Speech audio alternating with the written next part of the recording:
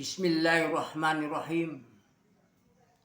Assalamualaikum warahmatullahi wabarakatuh. Alhamdulillah. Alhamdulillahilladzi ma auhabba hamdahu. Ashhadu an la ilaha illallah wahdahu la syarikalah. Wa ashhadu anna Muhammadan abduhu wa rasuluh. Allahumma sholli wa sallim ala sayyidina Muhammadin wa ala alihi wa sahbihi ajma'in, amma ba'du.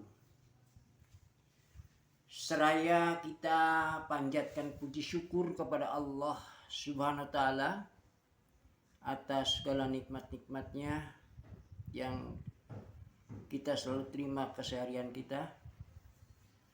Salam dan selawat semoga Allah limpahkan untuk Nabi kita Muhammad Rasulullah Sallallahu Alaihi Wasallam. Ibu-ibu, ya, bapak-bapak, saudara-saudara, para jamaah Masjid Baitul Sama Abdurrahman yang semoga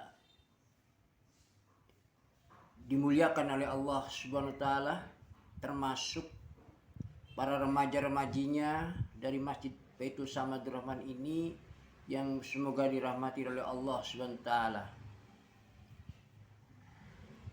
Dalam kegiatan forum berbagi ilmu, saya Kemplut Suharto Suwondo, ya, kali ini akan memberikan pesan-pesan rohani dan sekaligus semoga bisa dijadikan sebagai pencerahan hati. Mudah-mudahan apa yang akan Kemplut sampaikan ini membawa manfaat untuk kita semua. Amin ya rabbal alamin. Namun sebelumnya Kemplut minta maaf. Andai kata di dalam penyampaian kata-kata ada menyebut saudara-saudara, mohon dimaafkan, bukan berarti Kemplut menyepelekan dengan sebutan saudara-saudara, tapi sesungguhnya supaya lebih akrab lah, ya, dan kelancaran dari apa yang akan Kemplut sampaikan ini. Mohon sekali lagi maklumnya. Saudara-saudara hadirin yang Kemplut hormati, hari Minggu besok, sebagaimana telah ditetapkan juga oleh pemerintahan kita, pemerintah Republik Indonesia ini,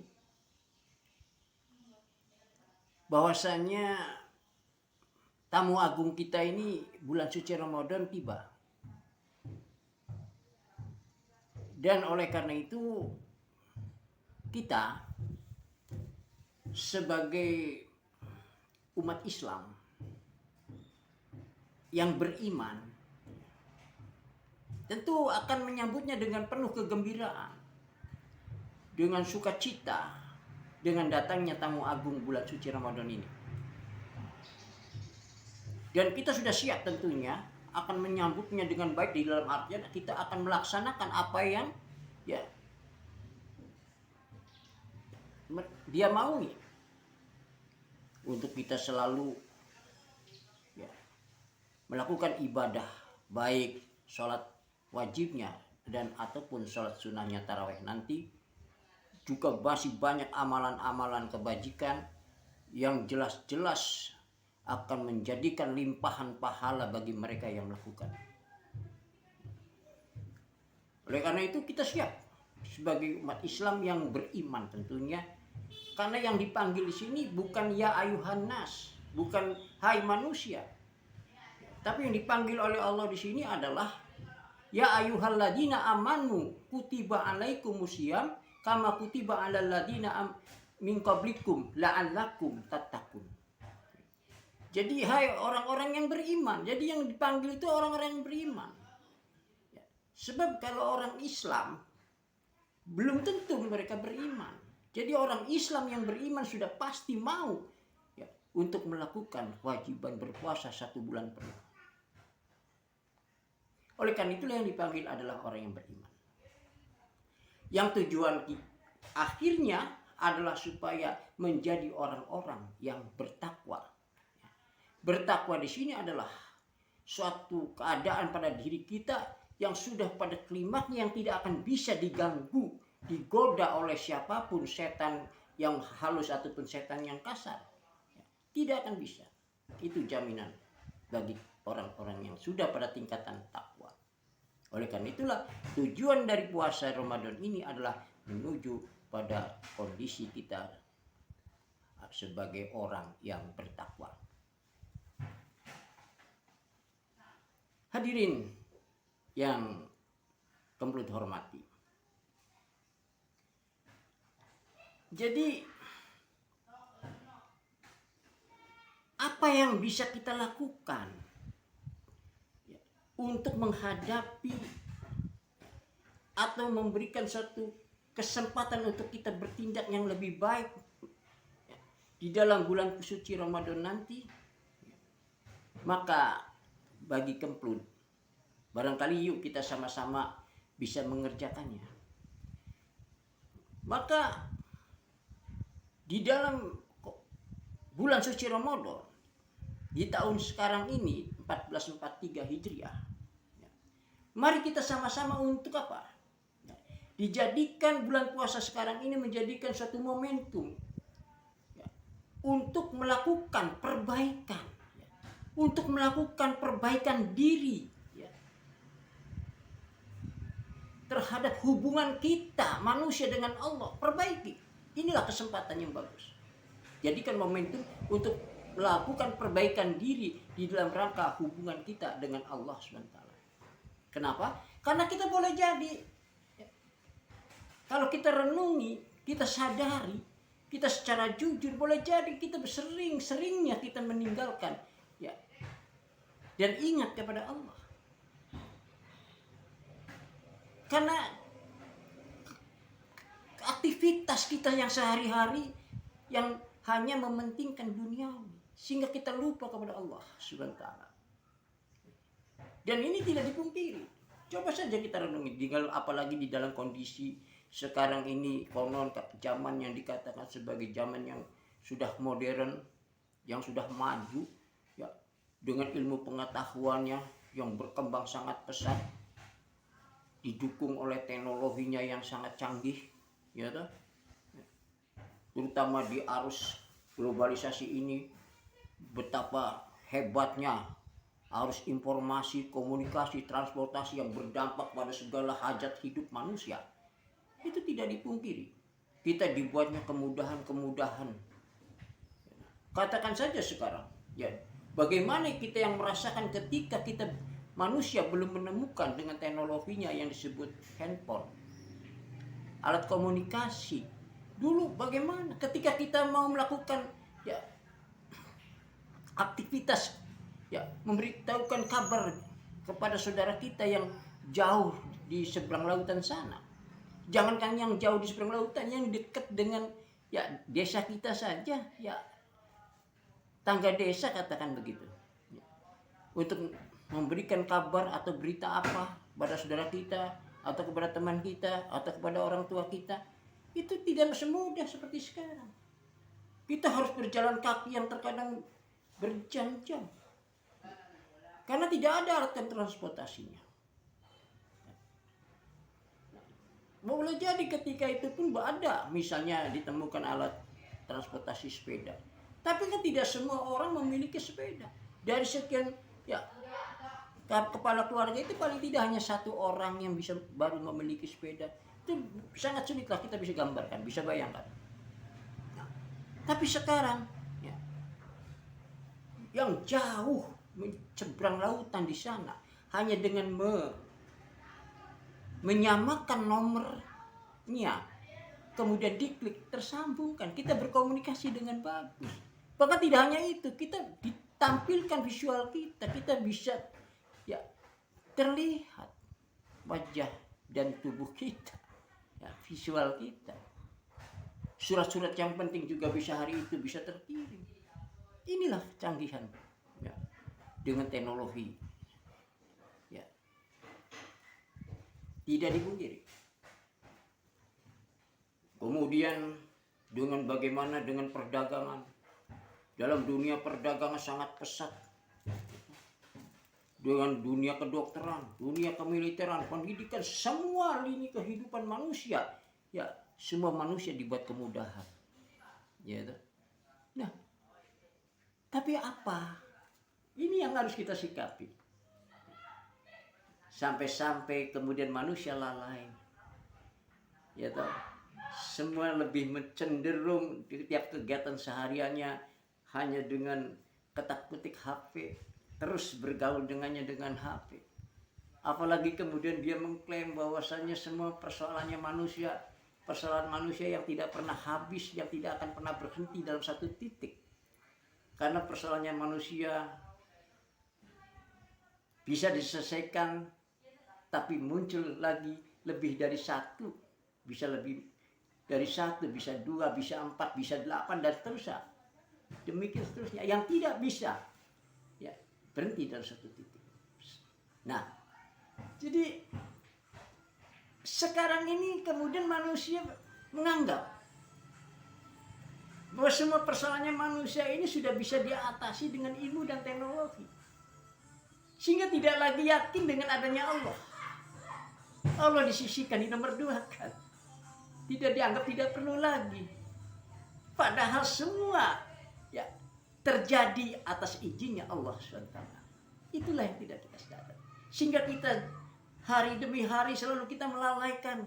Apalagi dengan kewajiban-kewajiban yang seharusnya kita sebagai Muslim yang harus melaksanakan ya kewajiban-kewajiban, terutama dengan salat wajibnya, ditambah dengan salat sunnahnya, dengan kewajiban agama lainnya, ya, kewajiban-kewajiban yang disyariatkan oleh Islam ini, kita sudah lalai.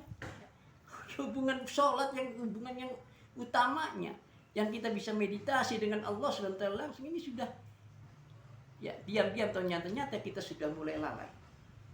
Ya, apalagi kita disibukkan dengan kegiatan-kegiatan ya mendapatkan satu materi. Apakah selalu kita kejar uang, ingin menjadi orang yang kaya, ya, ingin menjadi orang yang tidak susah, tidak sengsara, ya, maka segala ditempuhnya, nggak mengenal pagi, nggak mengenal siang, nggak mengenal malam, kejar uang, diburulah uang. Apapun ini, ya tidak mengenal halal haramnya, semua libas.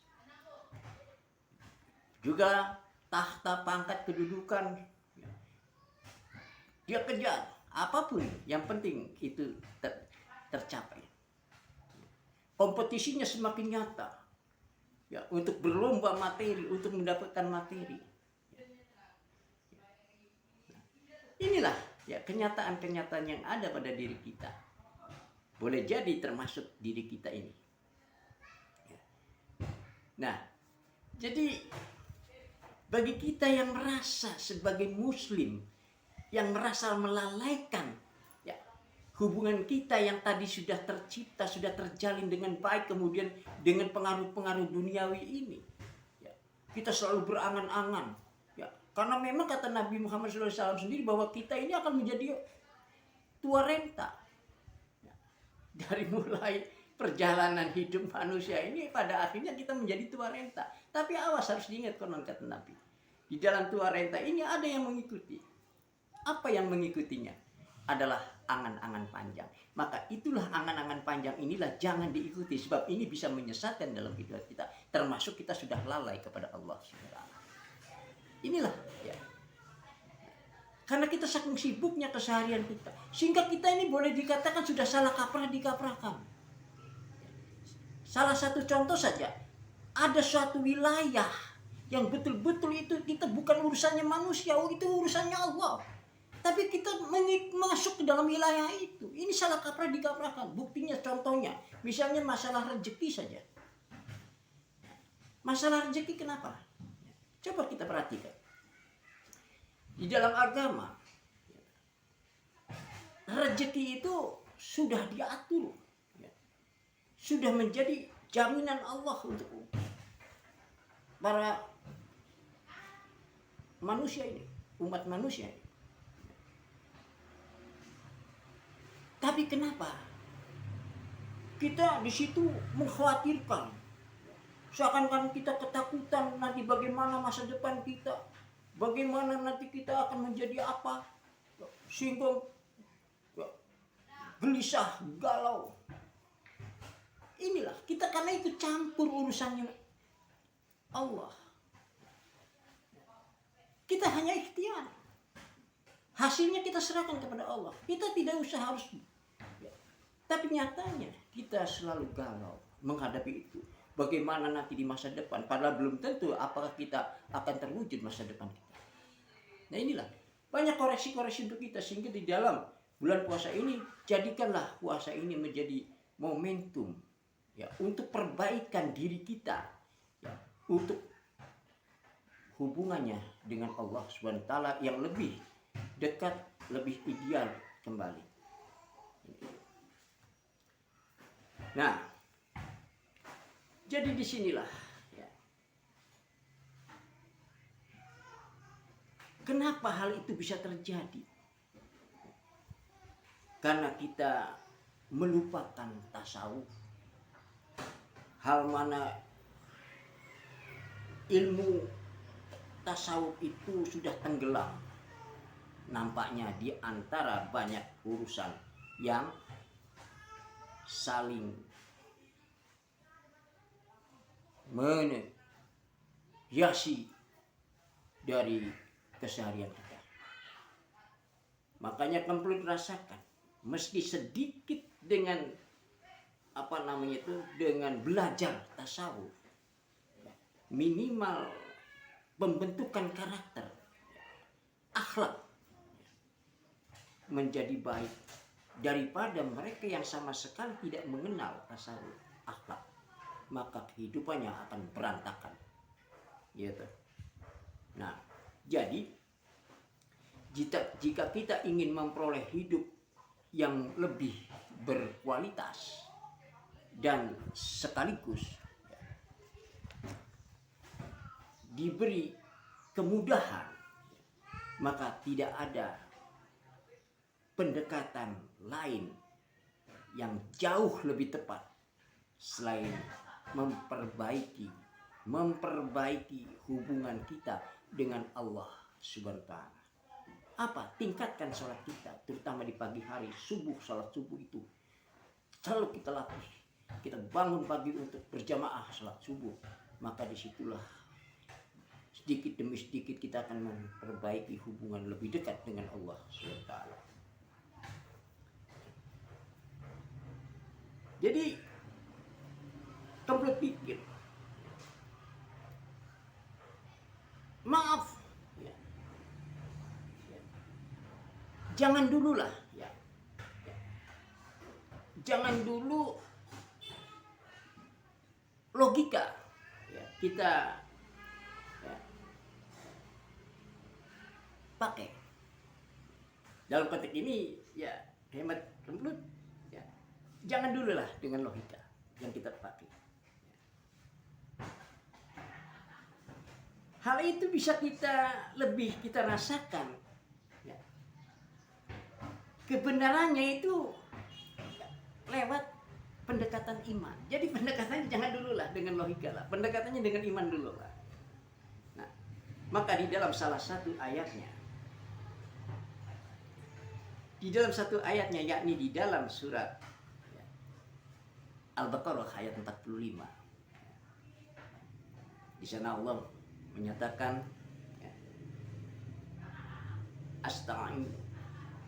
wasta'inu bisabri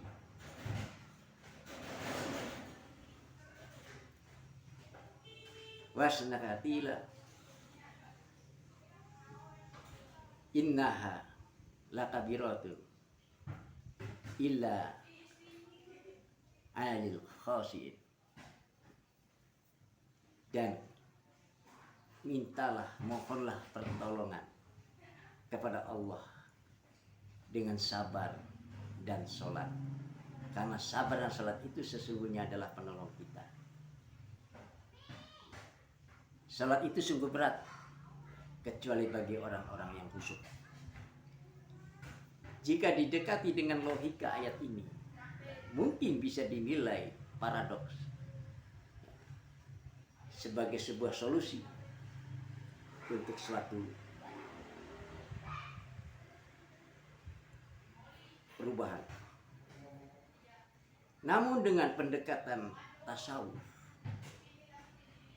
yang berdasarkan pada iman, maka ayat ini sebetulnya atau sebenar-benarnya jawaban Allah SWT ya, memerintahkan kita untuk melakukan.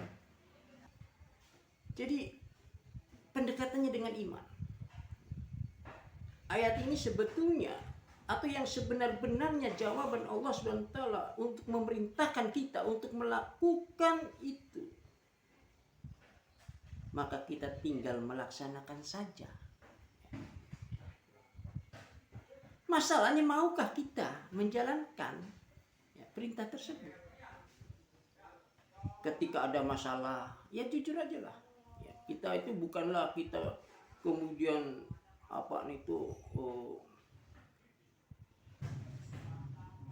sering menggerakkan meminta tolongnya itu kepada manusia, tidak sepakat kepada Allah SWT. Kita selalu bergerakannya pada manusia. Bahkan tidak jarang kita berharap ya pada si manusia itu ya, sementara Allah SWT kita dikebelakangkan, simpan di belakang, dan kita berharap padanya ketika kita itu sudah mentok, baru kita seolah ingat kepada Allah. Itulah yang demikian, itu adalah konsep yang salah. Yang tepat adalah justru ketika kita berhadapan dengan masalah dan ingin mendapatkan jawaban,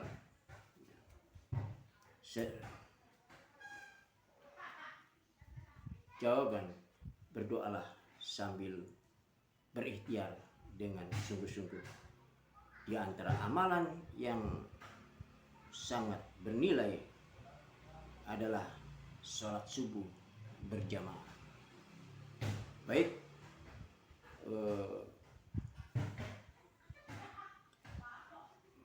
apa yang bisa Bapak Kemput sampaikan ini ya cukupkan di sini dulu ya, sebagai season yang pertama. Nanti akan dilanjut dengan season yang kedua ya. Terima kasih atas perhatiannya. Assalamualaikum warahmatullahi wabarakatuh.